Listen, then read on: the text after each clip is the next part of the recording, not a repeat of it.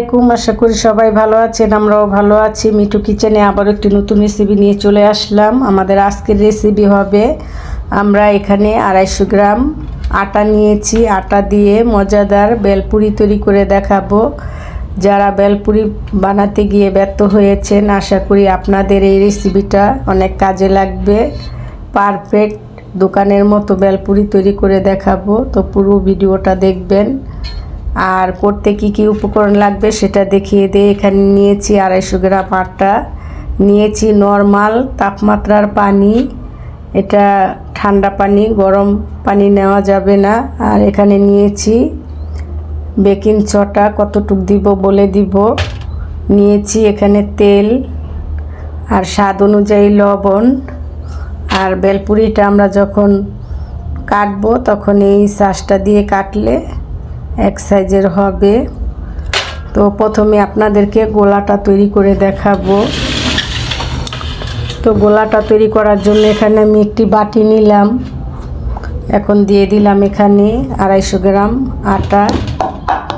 আপনারা চাইলে ময়দা দিয়েও করে নিতে পারেন। এখন দিয়ে দিব স্বাদ অনুযায়ী লবণ। লবণটা দিয়ে এই আটাটাকে আগে মাখিয়ে নিব। আমি কিভাবে মাখাচ্ছি ফলো করতে থাকুন আপনারা, তাহলে আপনারাও কিন্তু ঘরে বেলপুরি বানিয়ে খেতে পারবেন। তো এখন দিয়ে দিব এই যে তেলটা এভাবে অল্প অল্প করে দিব আর মাখাবো। তেলটা আপনারা অল্প অল্প করে দিবেন, মাখাবেন। আর পরিমাণ অনুযায়ী দিতে হবে, যেহেতু আমার 250 গ্রাম আটার ভিতরে আমি 1 কাপ তেল নিয়েছি, এর চেয়ে বেশি লাগবে না। তো এই তো দেখুন তেলটা দেওয়ানে কিন্তু এরকম হবে। তো বাকি তেলটাও এখন দিব।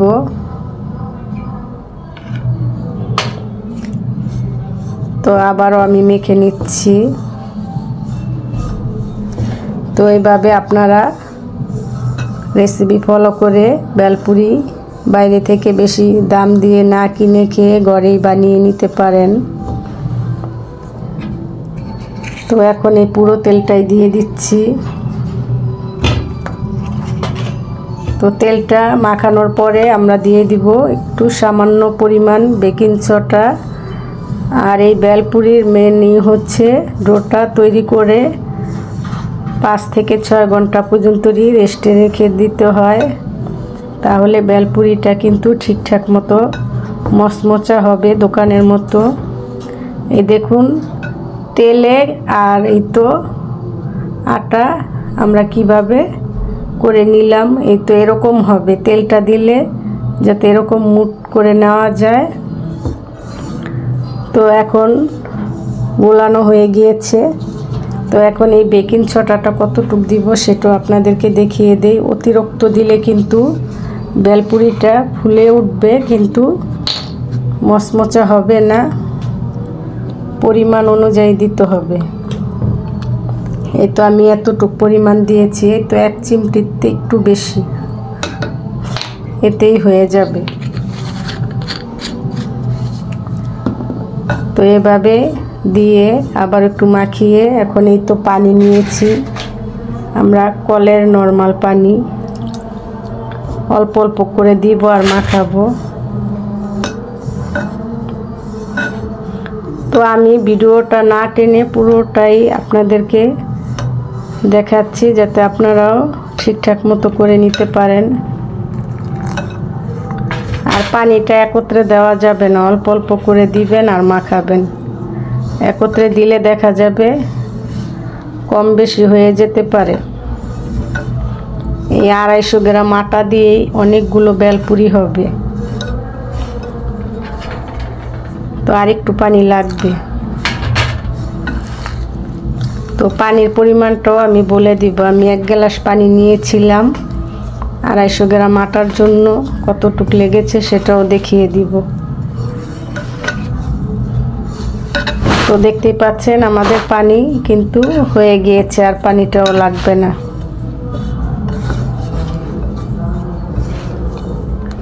তো এটা মতে নিলেই কিন্তু ঠিকঠাক মতন হবে।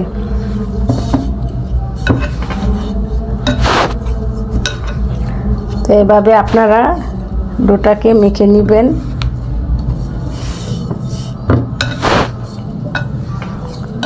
তো দেখতেই পাচ্ছেন আমাদের ডোটা কিন্তু মাখানো হয়ে গিয়েছে।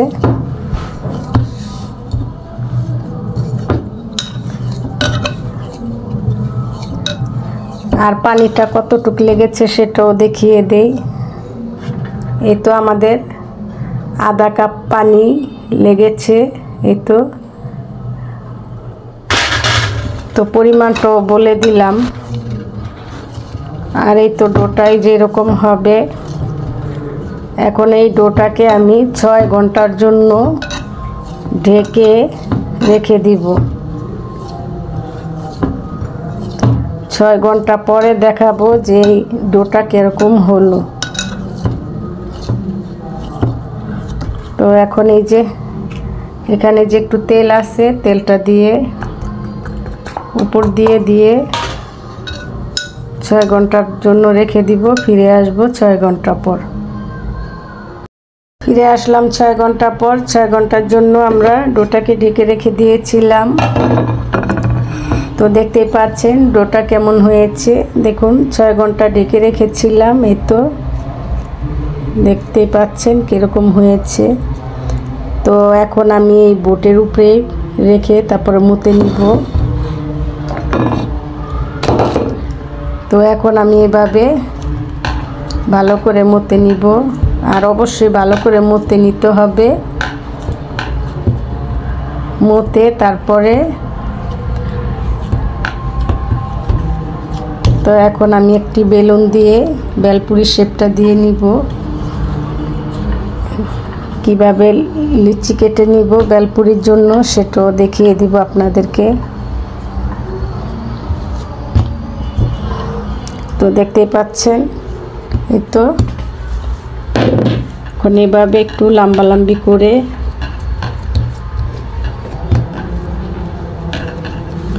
এখন এখানে একটি ছুরি নিলাম। ছুরি দিয়ে কেটে নিব। যদি আপনাদের ডোটা পারফেক্ট হয় তাহলে এই তো এই যে এরকম হবে। দেখুন যে এরকম হবে। তো এখন এভাবে আমি আরও এক ভাগ করে নিব।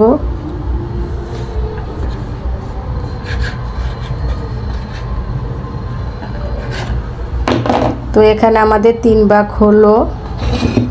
তো এখন এই প্লেটে তুলে নিব।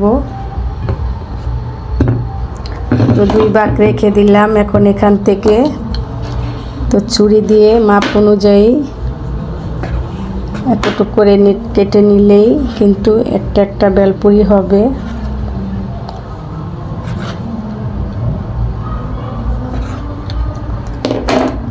তো আপনারা এরকমভাবে লুচি কেটে নেবেন।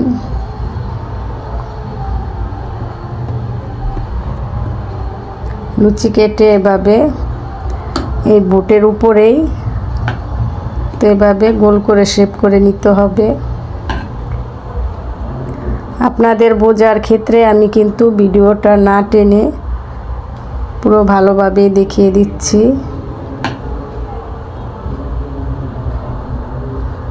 তো আপনাদেরকে যাতে আপনারা বাসায় বেলপুরিটা বানিয়ে খেতে পারেন। তো এভাবে আপনারা চাইলে বেলুন ফিরি দিয়ে বানিয়ে নিতে পারেন যদি এরকম আপনাদের বোট না থাকে। তো সবগুলো রুটি বানানো হয়ে গিয়েছে। এখন আমরা বেলপুরিটাও বানিয়ে নিব।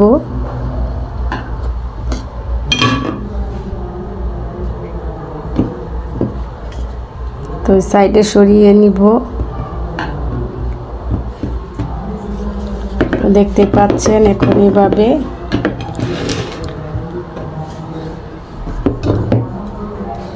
বেলপুরিটা এভাবে বানিয়ে নিতে হবে।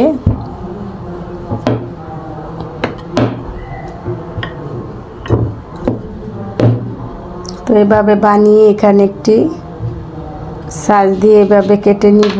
তাহলে এই তো এরকম সাইজ হবে।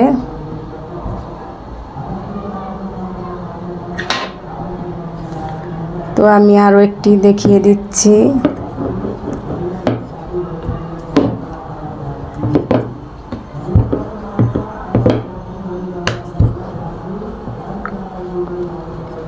আর এই যে এই বেলপুরিটা বানিয়ে আপনারা চাইলে না কেটেও এভাবে রেখে দিতে পারেন।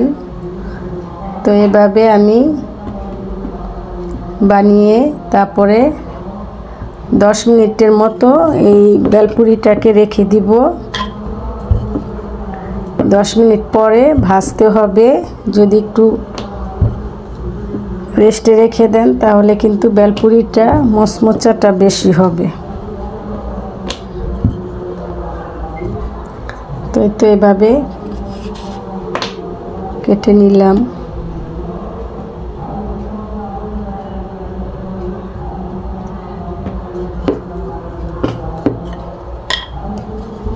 তো এভাবে আমি সম্পূর্ণ বেলপুরিগুলোই বানিয়ে নিচ্ছি।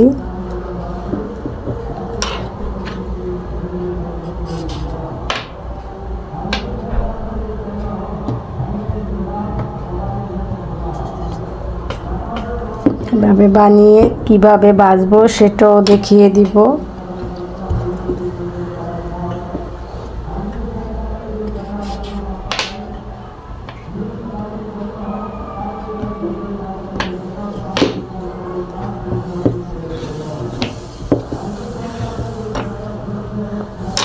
তো আপনারা আশা করি বুঝে নিয়েছেন। তো এভাবে আমি সম্পূর্ণ বেলপুরি বানিয়ে ফিরে আসছি। এই তো কিভাবে বানালাম আপনাদেরকে দেখিয়ে দিলাম, কিভাবে গোলাটা তৈরি করলাম সেটাও দেখিয়ে দিলাম। এখন এভাবে আমি সম্পূর্ণ বেলপুরিগুলো বানিয়েই ফিরে আসছি। দেখতে পাচ্ছেন আমাদের সম্পূর্ণ বেলপুরি আমরা বানিয়ে নিয়েছি। এই তো এখন আমরা বেজেও দেখাবো আমাদের বেলপুরিটা কেমন হবে। তো আপনারা এরকম করে বানিয়ে 10 মিনিটের মতো একটু রেখে দিবেন, যাতে একটু শুকানো হলে একটু ফুলবে বেশি, আবার মচমচাও হবে বেশি। তো দেখতেই পাচ্ছেন, আর এই তো এরকম হবে। এর চেয়ে বেশি পাতলাও হবে না, বেশি মোটাও হবে না। তো চলুন চুলায় চলে যাই আমরা বেলপুরিগুলো ভাজার জন্য। আর দেখতেই পাচ্ছেন আমাদের 250 গ্রাম আটা দিয়ে কত পরিমাণ বেলপুরি হয়েছে। বেলপুরিটা ভাজার জন্য চুলায় চলে আসলাম। চুলায় একটি ফ্রাই প্যান বসিয়ে দিয়েছি। এখন দিয়ে দিব তেল। তেলটা আপনারা আপনাদের পরিমাণ অনুযায়ী দিবেন। আর যেহেতু বেলপুরি হবে, একটু ডুবা তেল দিলেই ভালো হয়, যাতে বেলপুরিটা ভেসে উপরে উঠতে পারে। তো দেখতেই পাচ্ছেন আমি কতটা পরিমাণ তেল দিয়েছি। এই পরিমাণ তেলটা দিয়ে দিবেন। এখন তেলটা গরম হলেই আমরা বেলপুরিগুলো ভেজে নিব। আমাদের তেলটা কিন্তু গরম হয়ে গিয়েছে। এখন আমরা এই তো একে একে বেলপুরিগুলো দিয়ে দিব। আর তেলটা অবশ্যই ভালো করে গরম করে নিতে হবে। যদি তেলটা গরম না হয় তাহলে কিন্তু বেলপুরিটা ঠিকঠাক মতন হবে না।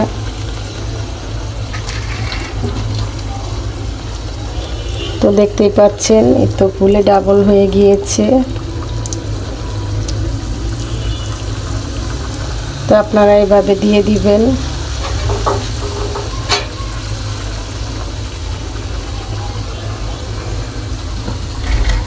আর কোত্থেকে ভিডিওটা দেখছেন অবশ্যই কমেন্ট করবেন।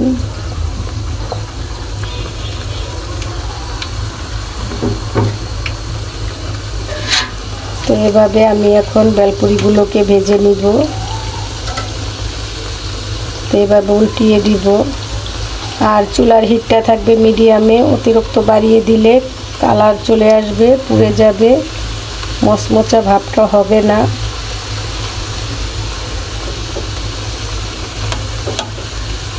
এইভাবে আপনারা উল্টিয়ে পাল্টিয়ে দিবেন। আর আমি চুলার হিটটা কিন্তু মিডিয়ামে রেখেছি। তো এইভাবে ভেজে নেবেন। যখন এই তো এই যে এই সাইডটা কালার চলে এসেছে, তো অপর সাইডটা কালার চলে আসলেই কীরকম হলে নামিয়ে নেবেন সেটাও দেখিয়ে দিব। আর আপনাদের কড়াইটা যদি বড় হয় আর একটু বেশি দিবেন। আমার কড়াইটা একটু মিডিয়াম সাইজ, সেজন্য আমি এই পরিমাণেই দিলাম।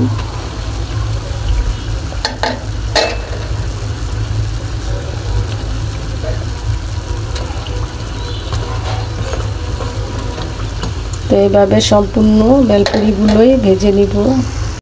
তো ফিরে আসলাম কিছুক্ষণ পর, দেখতে পাচ্ছেন বেলপুরি কিন্তু ভাজা হয়ে গিয়েছে আর একটু কালারও চলে এসেছে। এই পর্যায়ে তেলটাকে ঝরিয়ে এভাবে উঠিয়ে নিতে হবে।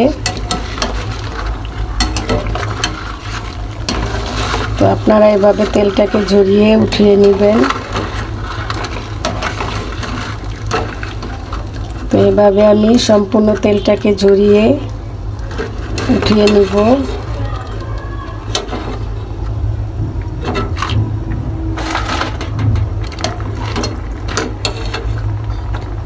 যদি পারফেক্ট বেলপুরি বানাতে চান এই রেসিপিটা আপনারা ফলো করতে পারেন।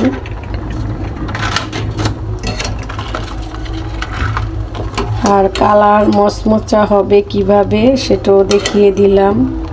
যদি আপনারা এইভাবে মচমচা করে ভেজে নেন, এরকম কালার চলে আসে, তাহলে বেলপুরিগুলো মচমচা হবে। সেটা আমি ভাজার পরেও আপনাদেরকে দেখিয়ে দিব কতটা মচমচা হয়েছে।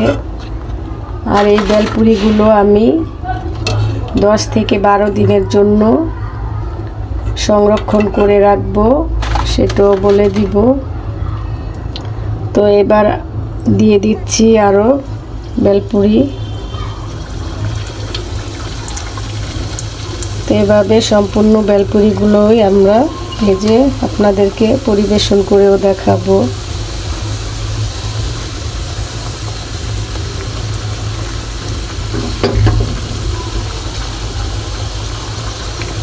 তো দেখতেই পাচ্ছেন কিভাবে আমি দিচ্ছি, যাতে হাতে লেগে না যায়, আস্তে ধীরেই দিবেন।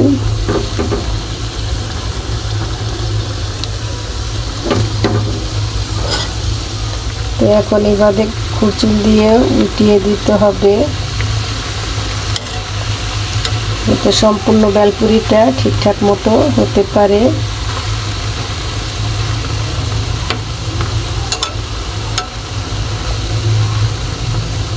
তো এভাবে আমি সম্পূর্ণ বেলপুরি ভেজে আপনাদেরকে এটার মচমচা ভাবটাও দেখিয়ে দিব। আর আপনারা এভাবে একটি বলে তুলে নেবেন, নিচে পেপার বা টিস্যু দিয়ে নেবেন। তো বেলপুরিগুলো ভেজে ফিরে আসছি। আমাদের সম্পূর্ণ বেলপুরিগুলো ভাজা হয়েছে, দেখতেই পাচ্ছেন কতটা ফুলকো ফুলকো হয়েছে। এই তো দেখুন কতটা ক্রিস্পি হয়েছে। তো আপনারা এরকম রেসিপি ফলো করে বেলপুরিগুলো বানিয়ে নেবেন। দেখতেই পাচ্ছেন আমি 2টা ভেঙে নিলাম। তো এরকম মজার মজার রেসিপি পাওয়ার জন্য চ্যানেলটাকে অবশ্যই সাবস্ক্রাইব করবেন। ভিডিওটা ভালো লাগলে অবশ্যই লাইক দিয়ে দিবেন। তো আমাদের এই বেলপুরি রেসিপিটা কেমন হলো অবশ্যই কমেন্ট করবেন। আর আপনাদেরকে বলেছিলাম আমি এখন এই বেলপুরিগুলোকে সংরক্ষণ করব। তো এখানে আমি একটু পলি নিলাম। এখন আমাদের বেলপুরিগুলো ঠান্ডা হয়ে গিয়েছে। ঠান্ডা হয়ে গেলে আপনারা এভাবে একটি পলিতে ভরে নেবেন, তাহলে বেলপুরিটা অনেক দিন মচমচা থাকবে। এভাবে আমি সম্পূর্ণ ভরে তারপরে রেখে দিব। আমার যখন ইচ্ছা হবে তখন খাবো। তো আপনারাও এভাবে বেলপুরি বানিয়ে সংরক্ষণ করে বাচ্চাদেরকে দিতে পারেন, নিজেরাও খেয়ে নেবেন। আর আমাদের এই বেলপুরি রেসিপিটা কেমন হলো অবশ্যই কমেন্ট করে জানাবেন। কমেন্ট করতে ভুলবেন না পরবর্তী ভিডিও পাওয়ার জন্য। এই তো, আর এইগুলো আমরা এখন খেয়ে নিব। তো এভাবে তো পলিটাকে বেঁধে রেখে দিব। আর বাটি বুটিতে রাখতে যাবেন না, এটা পলিতেই রাখতে হবে। এই তো এভাবে আমি সম্পূর্ণ বেলপুরিগুলোই রেখে দিব, তাহলে এটা মচমচা থাকবে।